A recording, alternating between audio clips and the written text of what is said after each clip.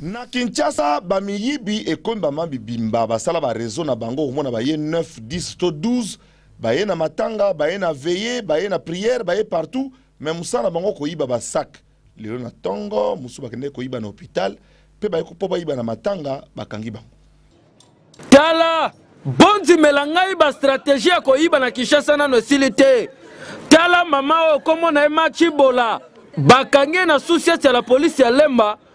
pona na hôpital akotaki ayibi ba sac stratégie kote la kaneti kaka garde malade boko kanisa neti yepe mutuna malade aza awa akota afandi na bututo bolali a récupérer ba sac nyonso akenango asuki wana te a continuer lisusu na matanga akei po akende koyiba kuna nde bakangi ye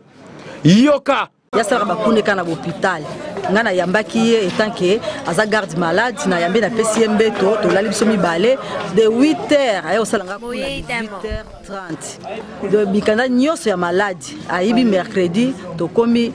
vendredi mutango pe akufi na ye tango ayibi kuna na hôpital bondeko aya kulanda susu adresse ti awala Lemba fois ali susu na butu na matanga ayibi susu god ezaki na ba bijou na kati mbongo na appareil abimi akei 6h azungi pa kuiba 3e fois baye kukanga ye tolingi mwashi wana batinda esika bazoko tinda bato akuluna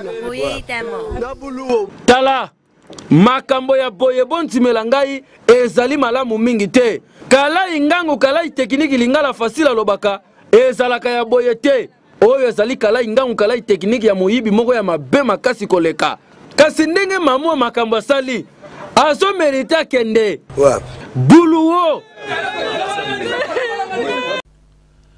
kebaka na téléphone na yo kebaka na sac na yo soko ke veille de prière moye tamo ko misusu ba ela nzambe te ba ela ba bijou na kata ba sac